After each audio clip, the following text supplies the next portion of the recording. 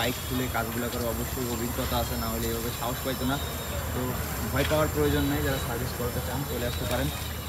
সম্পূর্ণ বডিটা খোলা হয়ে গেছে, এখন জাস্ট ওয়াশটা করবো। ভিতর সাইডটা দেখাই নেই, ফুল বডিটা আমরা এখন ওয়াশ করব। এছাড়া বডি যে প্লাস্টিক আছে, বডি প্লাস্টিক, প্রত্যেকটা বডি প্লাস্টিক ভিতরে বাইরে প্রত্যেকটা জায়গায় সুন্দর করে এইভাবে ওয়াশ করা হচ্ছে। টোটাল বডি পার্টসটা আমরা ক্লিন করে দিই।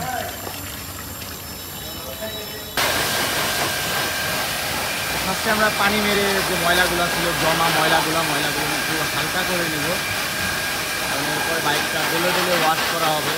কোনোরকম ময়লা সহ ডলা দিলে হবে কি বাইকের রঙটা নষ্ট হয়ে যেতে পারে। সম্পূর্ণ বাইকটা 10 থেকে 15 মিনিট এইভাবে পানি মেরে ময়লাগুলো বের করে নেওয়া যাবে। 3টা স্তরের ওয়াশ দেবো, তো 15 থেকে 20 মিনিট হবে।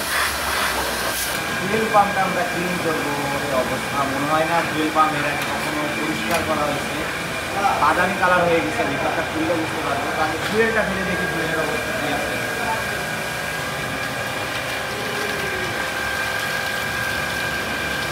এখানে বাইকগুলো ট্যাঙ্কিতে তেমন একটা ময়লা হয় না, এই ভিতরে একটা ফিল্টার থাকে, ফিল্টারগুলো ময়লা হয়। সাথে থাকবে আমরা ফুয়েল পাম্পটা ক্লিন করবো।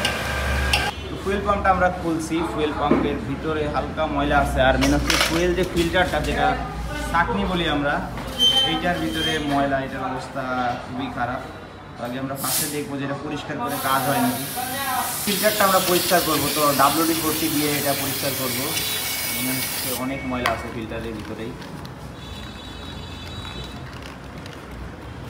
বাবা দেখেন কতটা ময়লা, হাওয়া মারলে বোঝা যাবে আরও কতটা ময়লা আছে।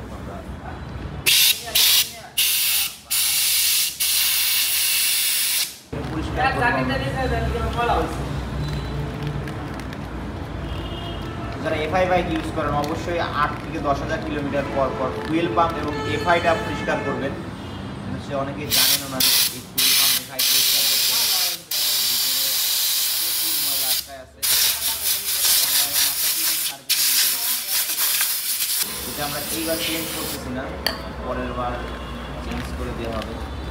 চেষ্টা করবেন এই অবস্থা হলে ফুয়েল স্ট্যানার যে চাকনিটা বলি আমরা, ফিল্টারটা এটা পাল্টায় নেওয়ার, কারণ এটাই হচ্ছে বাইকের মেন। যখন বাইক ধাক্কায় দম মারে, এটা অতিরিক্ত ময়লা হলে হবে বাইকটা ধাক্কাবে, দম মারবে, মাইলেজ ড্রপ করবে।